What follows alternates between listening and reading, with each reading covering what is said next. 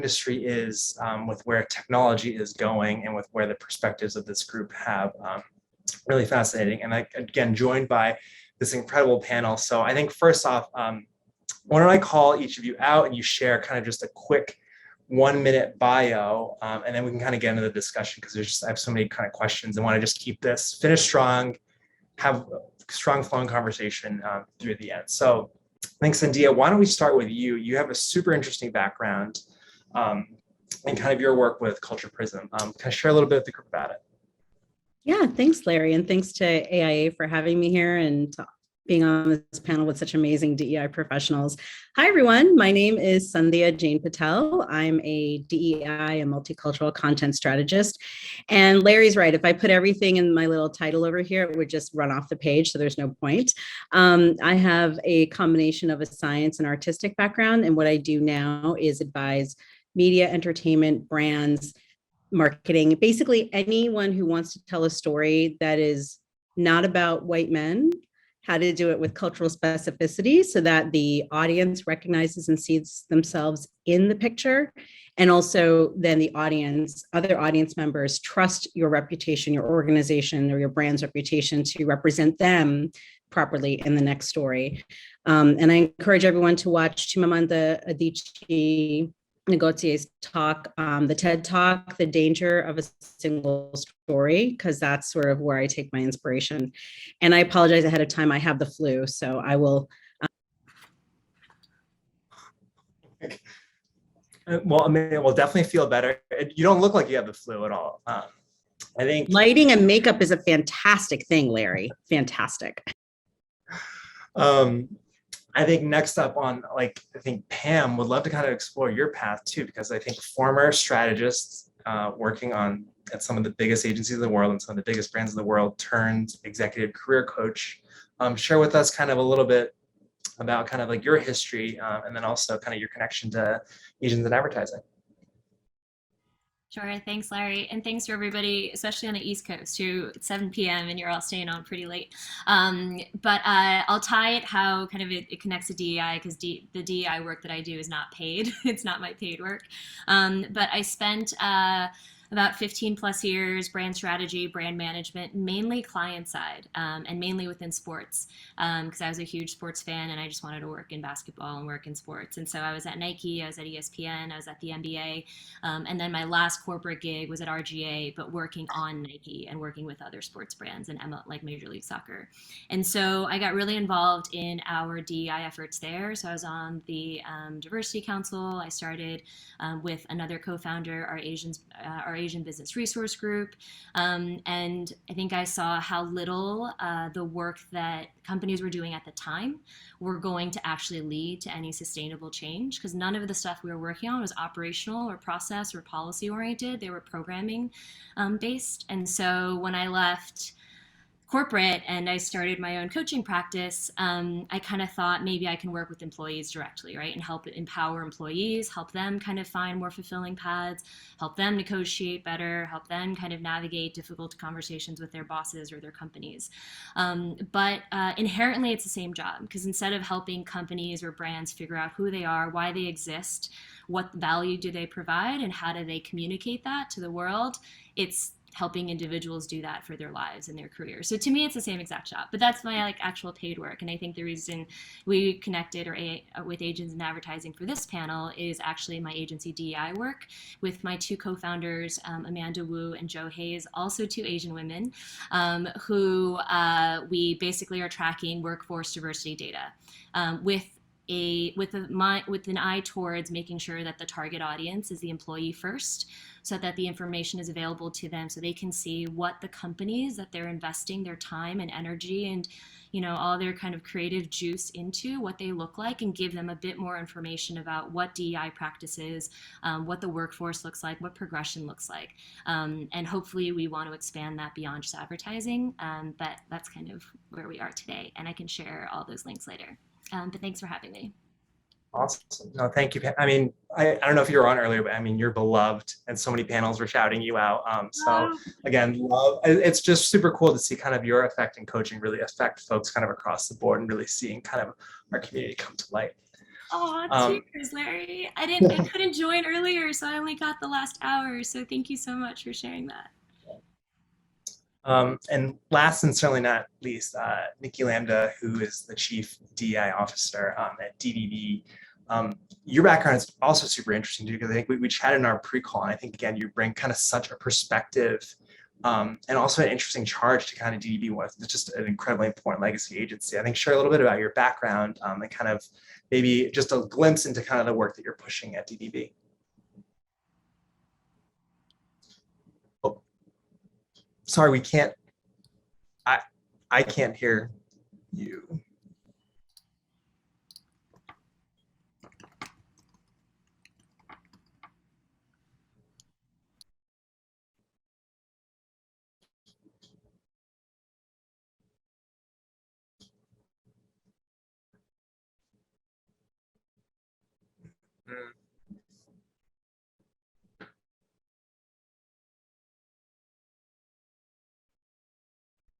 Got it. Okay. I just saw her message. So she's going to sign on further. But I guess while we just keep this going, I think, again, I think, oh, I just heard an echo. I think, like, Sandhya, from your perspective, and I think, again, to maybe just to overset from like the content strategist perspective of how teams develop work, of what clients are looking for, in your opinion, what does like the future brief look like, I think, for kind of like our community? Like, how does that change from where we are today? That's a really good question, Larry. And I think what it comes down to is understanding what kind of identifiers we want to look at when representing a particular culture or a particular individual from a community or a culture. And so I think many of your listeners and everyone here today will be familiar with different identifiers for a culture, including race, religion, age, ethnicity, et cetera. But then it goes beyond that too, because as you know, what we all do is translate the identities that a person carries, whether they're visible or not, above the waterline or below the waterline, into tangible, visible representations of that. And so what I'm interested when I speak to my clients is, okay, great, you want to, represent somebody from Latinx culture. Are we talking about somebody from Tulum, Oaxaca? Are we talking about somebody from all the way in, Southern Latin America? Are we talking about Chile? Are we talking about, what are we doing here? How can we represent that in clothing, in nonverbal language? As you all know, in South Asia, for example, we do the little head thing, right? Like, what does that mean in my culture versus maybe what that means in your culture or somebody else's culture? So how can we translate all these before the person even speaks, before the brand is even identifying or selling what their purpose is for the story? How can the audience member know I'm seeing something authentic? These people took time to really understand who this subject of the story is. They're going to take time to understand me. They're taking time to really identify their audience member. And that means something. And especially because, as we've all seen the stats, 99%, 96%, 90% of most of creatives are not of historically underrepresented communities. So how can I help them understand or translate what their purpose is, what success looks like to them, but hold that line for the cultural representation throughout, from conception to completion, and then make sure that their messaging is received well by the audience. So part of my job is to try to get them to encourage that specificity, which takes resources. And part of what I also try to do is point out the potholes, because you don't want to see it on Twitter the next day. That's not a good look. Okay, I think so. We have Nikki back, and I feel like why don't we started the questions, but again, would love to learn real quick about again your background, what you're doing at DDB, and then the question for you is, what does DDB look like in 5 years? Like, what is the short term and the long term future, especially and maybe less so just DDB, but from an agency point of view? Yeah, thanks, Larry. Can you hear me okay now? Yeah, sound crystal clear. Thank you. Apologies about that snafu earlier. It wouldn't be a Zoom meeting without one. So you're welcome. It's so great to be here with all of you. Thank you for inviting me, Asians in Advertising, and really excited to speak with everyone today. In terms of my background, I think the biggest thing that anybody would call out is that, I didn't grow up in ad land. It's not sort of my background as such until fairly recently. I entered the DEI space before it was known as the DEI space, consulting a number of companies who were trying to understand how to, decades ago, look at women's leadership and really pipelining for greater female leadership. But, obviously today that's changed. We're in a different environment, which is a good thing. And there's more and more companies that are investing in these roles, investing in really understanding how DEI is not only a driver of the people strategy, but of the business itself. So at DDB, I joined a year and a half ago, and it's been a fast and furious ride. I mean, my mandate is quite large, as you can imagine, which is really to help create a strategy, which I've done, and also make sure that the implementation of that strategy goes well beyond me, and that it is really, living, breathing piece of work alongside everything else in this very large and legacied organization, as you mentioned, Larry. So for me, if I think about success and what does it look like for DDB in 5 years or any agency, I mean, listen, we're in the early stages, right? And I'll be the first person to tell you that. And I don't want to understate or overstate where we are, but there is a lot of really interesting stuff happening.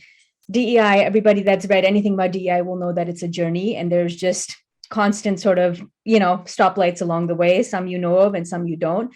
I think with my background in consulting a lot of companies, I think I have a broader aperture in being able to anticipate some of the pitfalls because I've seen them, and I've seen people stick their foot in the mud a lot, and I know how to sidestep some amount of that. But we live in a world that is just, it's like a snow globe right now. Like, it's just constantly shifting. You don't know what's around the corner. So you have to just be agile. So I think success for DDB, for any agency, is DEI going well beyond anybody that has DEI in their title. It needs to become everyone's business. It needs to be something that is there in all departments, all divisions, all levels of the organization, certainly leadership, but it needs to be felt. Because there's a lot of talk about inclusion and inclusive leadership, but until you feel it from your team member, until you feel it from your manager, you can read whatever you want in terms of what comes out from a company, but you have to feel it regardless of what you're doing in that company. So true. So true. I think it almost continuing on that point. I think one of the things that we talked about kind of in one of our earlier calls I found really interesting, I think, especially from like a talent perspective, right? Like, so much of how folks join an agency or pick a brand is like the culture, right? And I guess, Nikki, you first, and then would love Pam's point of view on this. Like, how do you see modernizing a culture of an agency? How do you kind of like bring the DE&I lens to it? And then also, what does talent need to kind of take away from it? Like, how important is for talent to really evaluate kind of where culture is today versus where it's going to go, and then prioritize that decision? Yeah. I mean, culture is everything. I think culture is everything. And I see some head nods here, and anybody that's worked in any organization, it doesn't matter if it's, in agency or not, will attest to that. From a DDB standpoint, one of the things that we've done that I'm really proud of, that I think is foundational to really underpinning the culture, is our values, right? Why do people work for a specific company? Why do they seek a specific, brand name? Some of it has to do with values and really seeking alignment around that. So at DDB, we have something called the 4 Freedoms, which has been a part of our sort of history for a number of decades. It was authored back in the day by Keith Reinhardt, who's a legend. And at that time, it was really meant to be sort of a management top-down mandate of the ways in which the company ought to operate to really spark creativity, right? So the 4 freedoms are the freedom to be, the freedom to fail, the freedom from chaos, and the freedom from failure. And so what we did in the past year, and I was leading this, is really re-articulate some of the sort of the fine print under that. And we changed it so that it's less of a top-down piece of work, which wouldn't really fit, I think, the workforce of today and the workforce of tomorrow, which is obviously employee-led. And it's kind of been reimagined to be an ethos for all, and it's been rewritten to empower everyone and to make everyone a change agent, right? And less reliant on leadership to set something for you and for you to kind of grab the reins by yourself. So that's something that I think is interesting, and we've gotten some good feedback on in terms of people really understanding that that is the North Star by which DDB operates, and that in an environment that really values freedom, you also, in part by doing that, create psychological safety, right? And that is the key to inclusion. It's an environment where people can speak up even when they might not be sure of how it's going to land, right? They don't worry about how it might impact their opportunity or their access. And that safety is everything when you think about inclusion. So, whatever any company calls it, whatever their values are, I think psychological safety is really the key to creating a culture where people, want to belong and people feel close to their employees and their peers. It's interesting. I'll wrap up with one thing. I was going through the Edelman Trust Barometer, the 2022 report, and there were some interesting stats on there where people's trust in their colleagues have gone up quite a bit in the past year. And I was thinking about that. I'm like, that's interesting because on one hand, you have a certain amount of division, or what we read about in terms of how people are experiencing some amount of friction at work generally. But according to this, people are actually really more trusting of their colleagues, which probably is an indicator of how much we're working and how much time we're spending with our colleagues. And so I think, if that is true and we are spending more and more time with each other as peers and colleagues, and there is a general increase in that trust, and then there's a moment here to seize on that and to help people really be, good partners, good allies, and change agents together. I think it's so strange that there's almost like, because we're on Zoom all the time now, that there's kind of like the wall to share and be more honest and transparent. I think about the good and the bad and all the things. It just, there's the barriers gone down. And I think that's also just not being in the office. And again, having these spaces where you can kind of connect more closely one-on-one. I think, Pam, I would love to explore that notion of, a place's values, right? You've been both on the agency and the brand side, and then a lot of them have kind of like the values for how they advertise. But again, from your point of view, in terms of, I know we have a lot of kind of younger folks that are joining, right? Like career trajectory, like how do you follow the values of agencies and brands first to chart your career? Like how do you balance that? And like, what's the state of it too, especially given that you have both the analytics on the agency DEI side? I feel like there are 5 questions in there. I'm trying to think about where best to start. I'll start with the individual. So the process that I take people through, because in my coaching, I focus on like really clarifying what we want, because most of the people that I work with are at this interesting intersection of like, on paper, life isn't bad, right? They might have really good titles and salaries and are good companies, but they're unhappy, they're lost, they're confused, they're unsure what's next. They don't know if this is what they want to do for the rest of their life, and they want something more fulfilling, purposeful, meaningful. And so like, those are a lot of the words that come up. And so inherently for the individual, I think a lot of people will say, I want meaningful work. I want a place that values me. But what's really interesting is a lot of the work that I do is like, well, what does that mean, right? And how do we detail that out in a way that you can understand? Because I don't think there's anybody in this room that would say they wouldn't want to do meaningful work. Or maybe most people would say they want to help people, or that they want to feel like they're contributing to something greater, right? But what that actually means to each individual and how it shows up and how you actually feel that and experience it is really different. And so it's not just values, though we do that work. Like we do mission vision work, we do goal setting, but it's less about beyond just saying we do goal setting. We actually set really specific goals, not because you have to set a plan and you have to reach that goal, more because you can articulate to yourself what you actually mean. Because so often we say these things and we don't actually know what they mean. Like I said, just some of those examples of meaningful, bigger picture contribution, those kinds of things. And so I think it's both detailing it out for ourselves and understanding when we say these are the values we want in a workplace, how do we actually think those behaviors show up? Which goes back to some of the stuff Nikki was talking about, is it's really easy for a company to lay out, or a brand or product to lay out, these are our values. It's really hard to operationalize values. And I think that's where just about every company has failed to a degree, right? Just because it's a difficult thing to do, not because they're not trying. And then some orgs aren't trying at all. But I think to actually operationalize values, you have to think about what are the behaviors, what are the kinds of interactions, what are the ways in which these values that we state are really important to us, like respect, like psychological safety, like inclusion, right? What does that actually look like within this organization? And I think if an individual understands what they're really looking for in their human interactions, because that's really what all of this comes down to, right? You're coming into a space, whether it's work or your personal life, to interact with other people, even if you're working towards a project or working towards some like business goal or a personal goal. And so understanding how you want what you want in a culture and what you want to feel in that space with your peers, coworkers, bosses, and then you can actually connect that to whether a company is actually displaying those behaviors.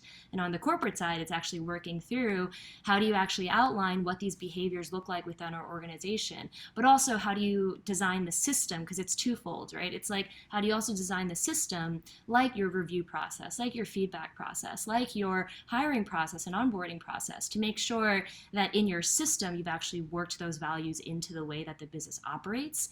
And then on the human side, how do you demonstrate and advance those behaviors and values in a way that's tangible, which starts with leadership all the way on down, like Nikki was saying, to everybody across the organization so that they can model those behaviors. I think, no, I think it's really true. And I think it's like, I hope that folks appreciate that we're talking about it. It's like a really fundamental changes, right? That I feel like we haven't been acknowledged, I feel like, in the past kind of like 10, 20 years. So these are like seismic big shifts.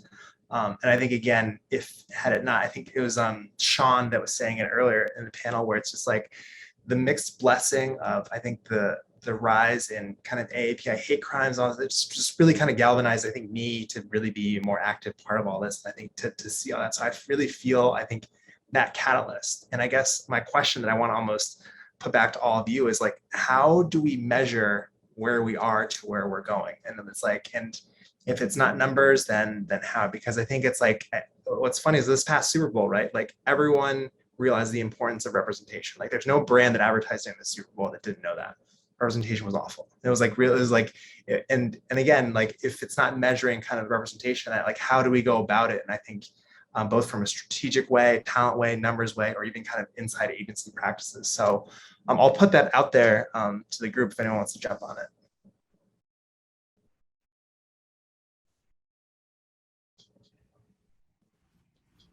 I just spoke, so I was waiting for someone else to go.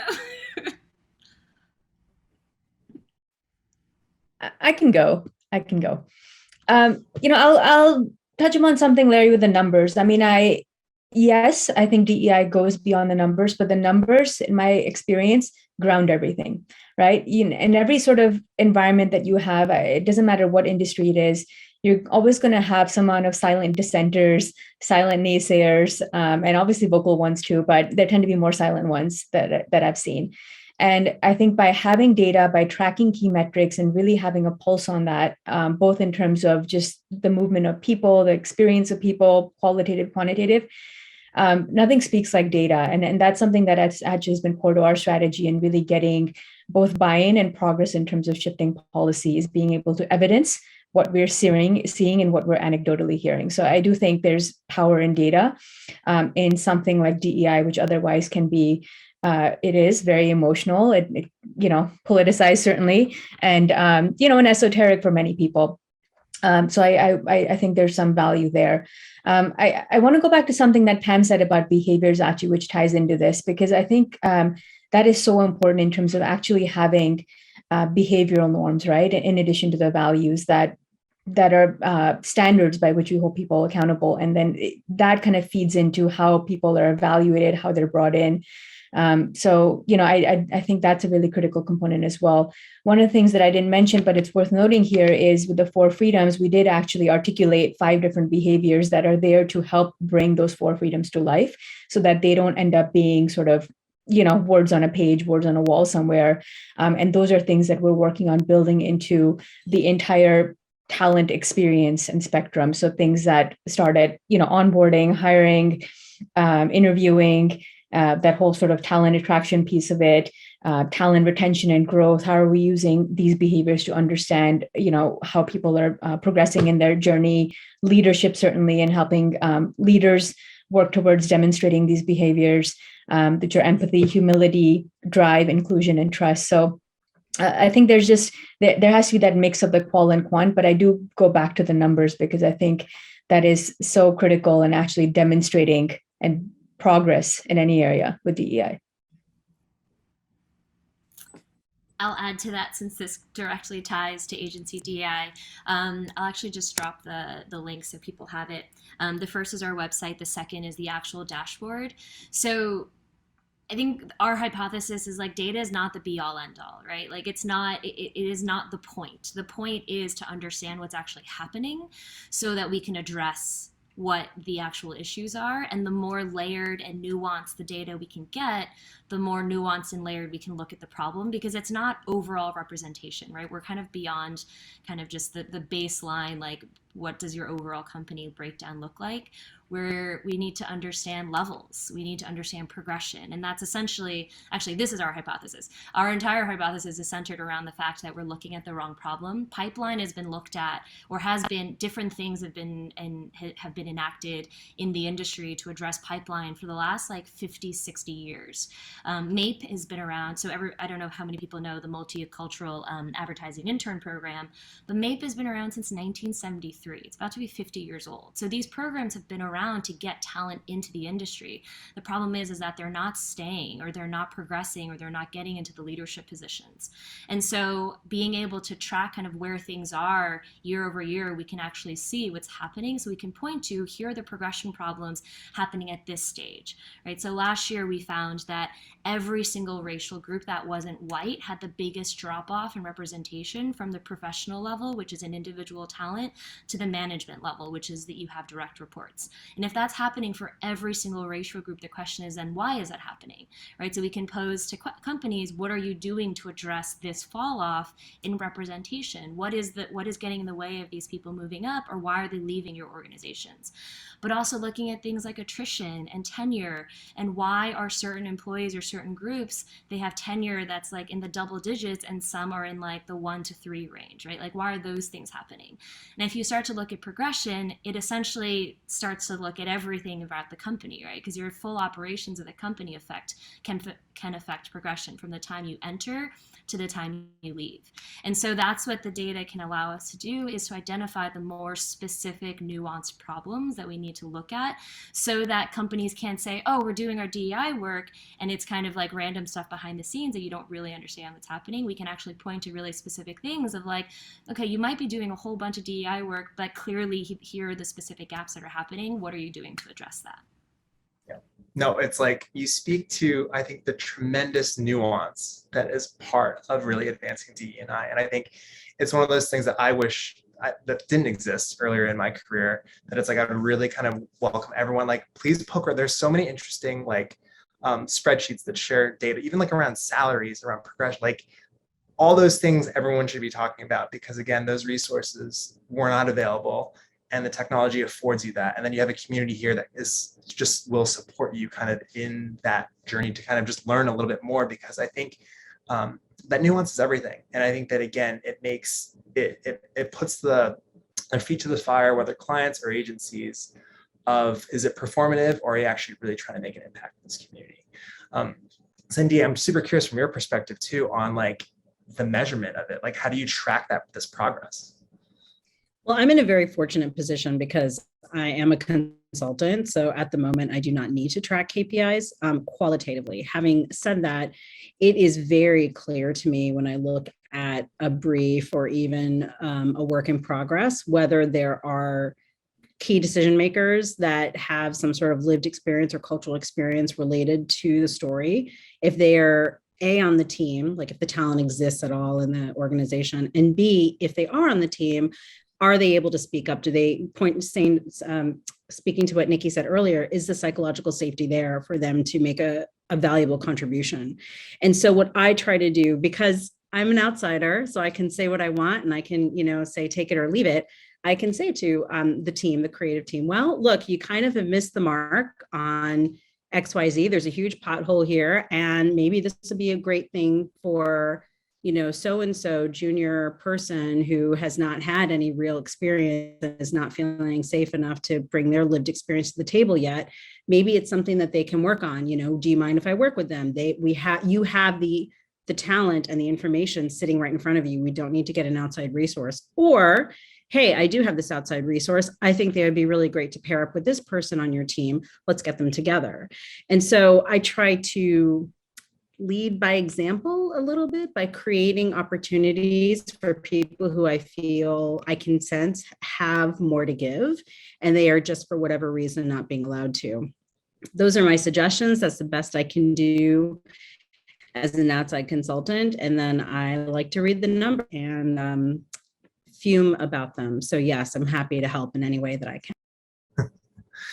No, it's like, I think, and I'm curious too from the folks on the, what's your perspective on the future of advertising, right? Because it's like we made the joke and jest of like, there should be an Asians in Advertising Gen Z. And it's like, so many of you folks on this, like, you are absolutely the future of kind of where this is going. And so again, really curious to hear from you guys too on that.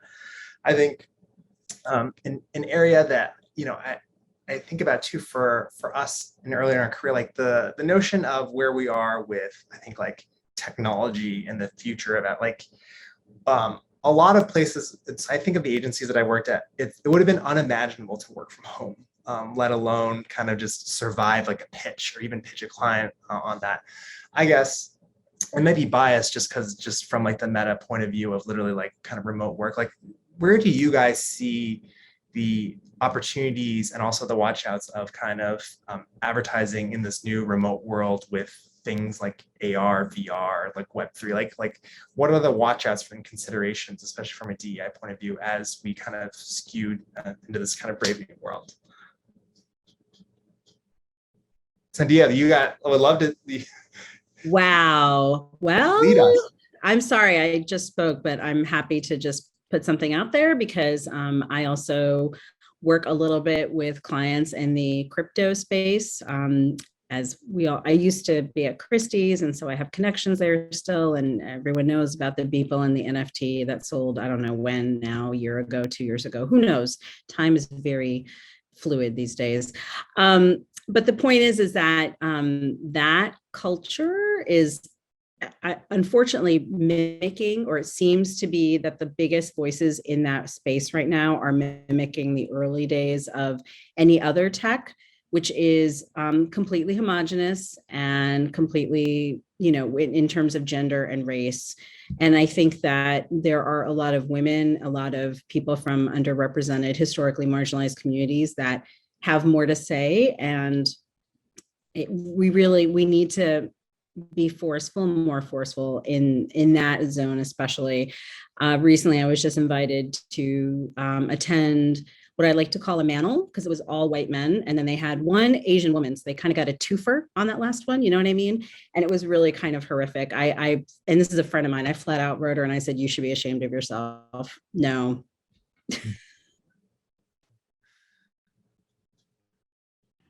I think, Larry, you were talking more about tech, but I guess as I've always been more in like the brand marketing and brand strategy world, less like acquisition and, straight up kind of like CRM stuff. And so I think through my lens, when I think about any technology, it doesn't matter if it was like microsites, like back in the day, all the way now to like multiverses and, NFTs and all these other worlds that we're entering. I think tech will always evolve, right? That's a constant. There's always going to be a new shiny object or new shiny like platform or mechanism through which you can reach employees. But I think the constant tension as marketers and advertisers is always going to be decide between acquisition, like getting customers going where they are and kind of chasing the people, whatever is hot. So like if TikTok is hot, that's where people are going to be. There's that coupled with what actually makes sense for your company, all right? And from a actually long-term strategy standpoint, what is it actually, where do you actually want to be as an organization, and where do you want to then, like, as a result, like, connect with your not your employees too, but really like your customers, right? And so I think that balance between like straight acquisition and conversion and just getting more people and going wherever they are and chasing that object is always going to be part of marketing and advertising. It's how do you balance every new toy that comes along or every new platform with inherently what you are trying to accomplish as an organization and whether that actually makes sense for you, right? So some brands that basically are just doing like straight old school advertising on TikTok, like, don't do well because it's all about being like you and organic and like not so perfectly done up, right? Which is why a brand like Duolingo does so well on there, because they've integrated into that platform and it makes sense given what they're trying to accomplish.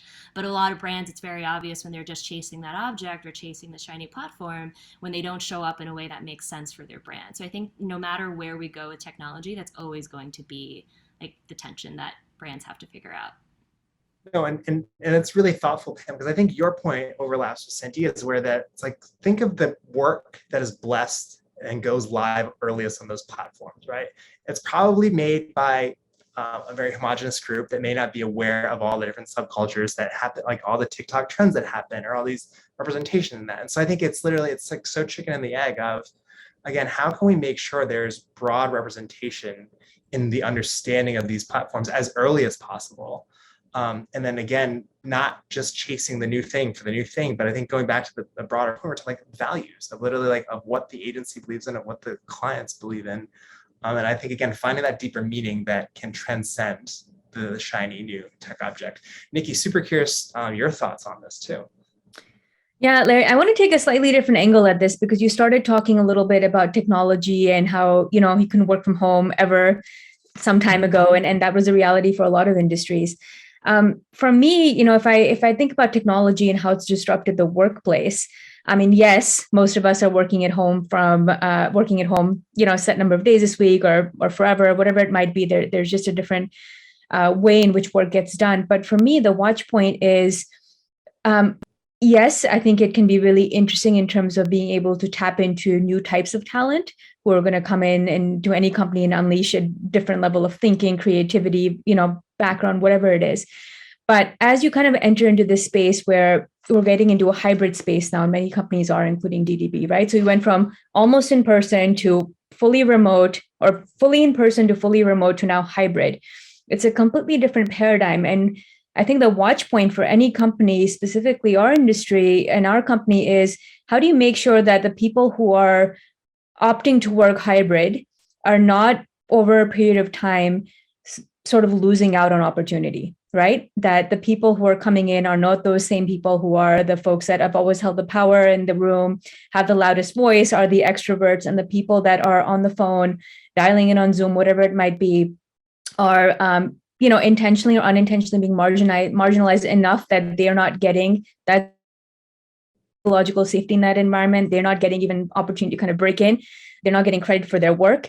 And if that happens over a period of time, all the progress that we're all making in trying to not only get the mix of people we want in the companies, but getting them to really contribute and be the people that become the change agents that show up in these platforms and bring the ideas to the platforms, that's going to be, it could be a pretty slippery slope, right? If you put it that way. So one of the things I'm working on, I hope others are too, is really thinking about creating specific systems, protocols, elevating the understanding around this with leadership to make sure that stuff like this is not falling through the cracks as we get through, this new phase of a hybrid workforce, and that we are really truly being inclusive of the people that do need to work at home for safety reasons, for family reasons, for health reasons, whatever it might be. It's so true. I mean, I think it's so funny because I was on a call recently where it was literally like the boss of the department and then all her lieutenants were there. And then like, you could see like there's side conversations in the room. And then it's just, you're on Zoom and you're kind of like, it's just really weird because, it's like everyone's saying the same thing, but also even the screen, even the display when someone's in a conference room and it's just like this wide angle of like 50 heads, whereas you don't really get to see the emotion. So I think that like equitable and accessibility is just super important in terms of kind of that. And it is just such a nuanced thing that I hope that folks younger in their career take away. Like these are the things that you should really kind of hold true as you're looking at companies and places to go. Like these things that almost seem kind of small in the grand scheme of your career actually really do matter. And it's always, I think it's like in your employer or the agency or the client, like the nuances are everything, and they actually say a lot more than perhaps a performative ERG that exists there. So again, I think the devil is so much in all the details.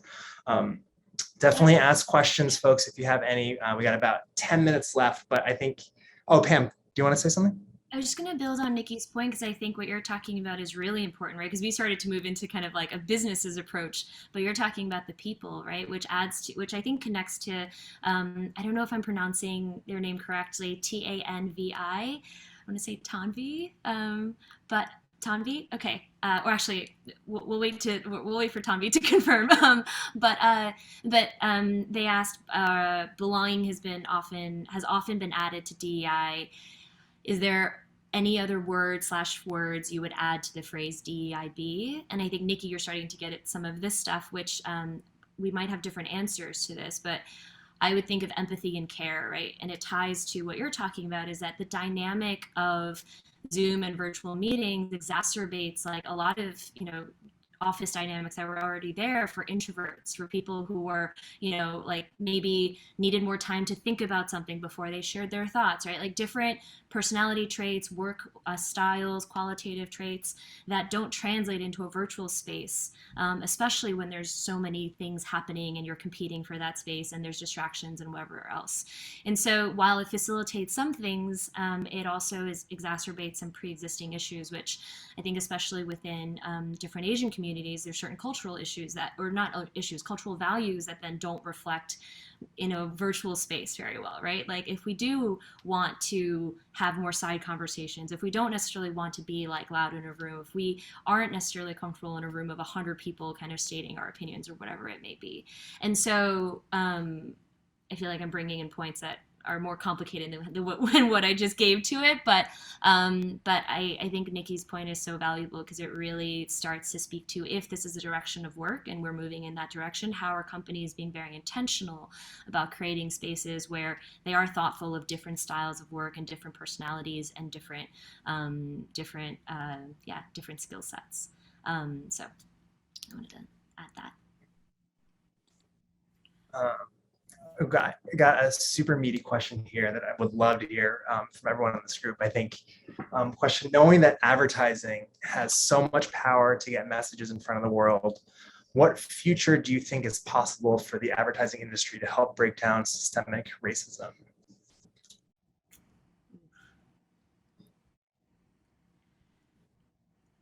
I have a bunch of thoughts, but I also just spoke, so I want to like take a pause if Sandhya or Nikki want to go first.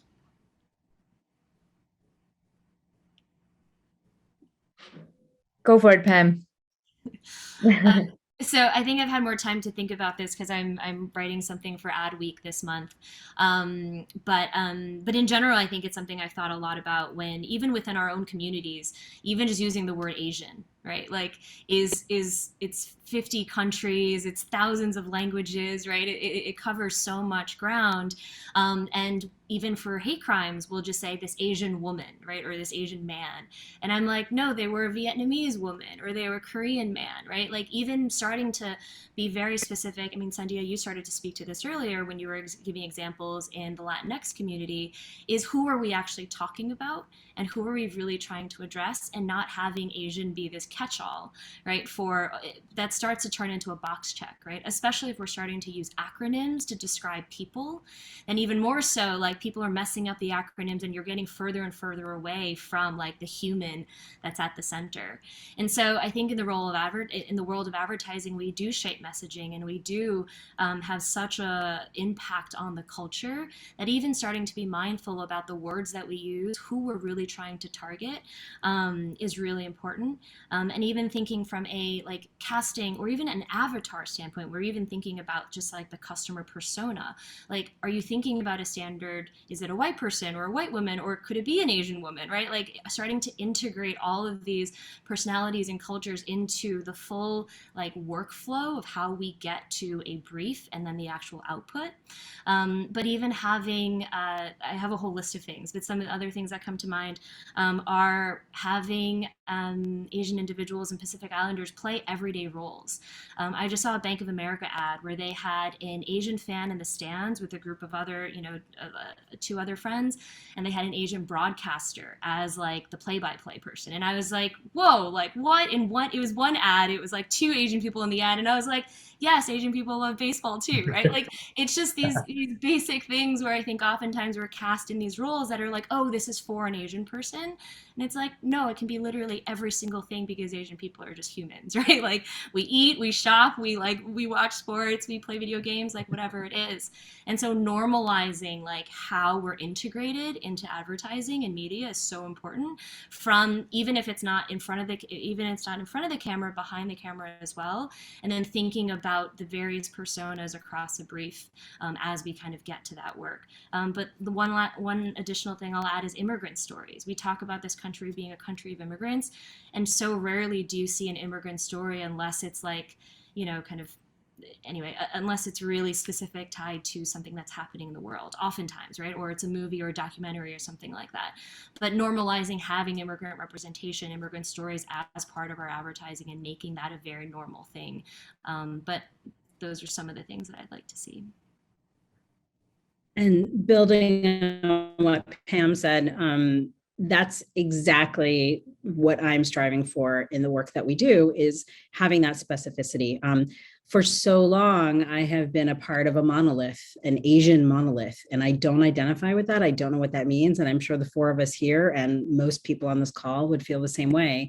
So, kudos to Pam for pointing that out, and the fact that we are all very different. So using specificity, color conscious casting, like Pam was saying, making sure that you don't just default to a white person, but that you actually think about throwing in all colors of the rainbow in there. And I want to point everyone to a resource. I'm sure Bernice or Senna will drop it in the chat, but rightInclusion.org/fact sheets, I think is the URL, but essentially it's a think tank for inclusion and equity. And I help them to write fact sheets for various groups that are historically underrepresented.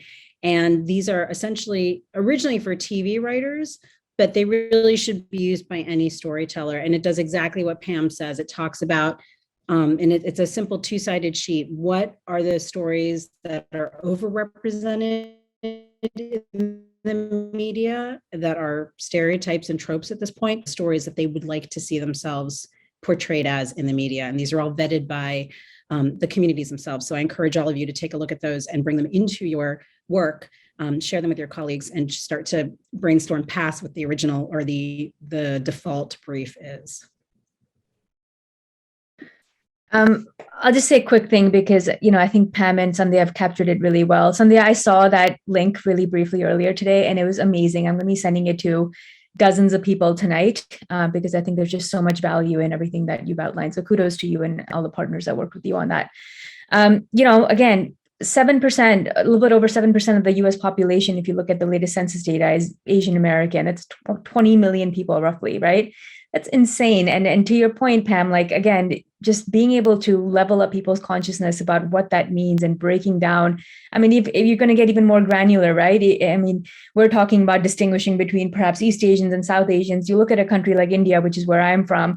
I mean, you could, split up that conversation 100 which ways to talk about language, culture, norms, gestures, whatever it is you're doing. Like, there's massive differences region to region. So there's so many layers to all of this that I think we have to just start, leveling up on and understanding and really make sure that that's captured. And we're getting there slowly but surely, but there's just so much work to be done. And I can't help but think back to, I see these things sometimes in the media, and it just, I'm sure everyone on this call would agree. Like, when you see something that just misses the mark by this much, I mean, you're just like, but why? Like, why didn't you go that extra? I know, Sandhya. I know. I saw some news program a few weeks ago, and it was, they were trying to make a reference to like an Indian auntie, which is now apparently a thing in, American culture to talk about that. I know. And I was kind of shocked. And they said a Hindi auntie or something like that. And I was like, no, like you can't. And so here, some well-meaning person thought that they were being, inclusive by saying things like that, but it was so awful, so close, but not there yet. So I just really think that is the key to it, is getting the right people in, like Sandhya, others who are working on this, to make sure that not only are you checking the box, but you're reading the fine print on everything that goes into that. I think we're at time, we could keep talking, but I'm so grateful to you all for kind of sharing your perspectives. I think it's just been super invaluable as we really think about what the future of advertising looks like. So again, thank you so much for your time. And I think, I know there's a survey, everyone that's still here, thank you for staying on the call. There's a survey, please fill that out.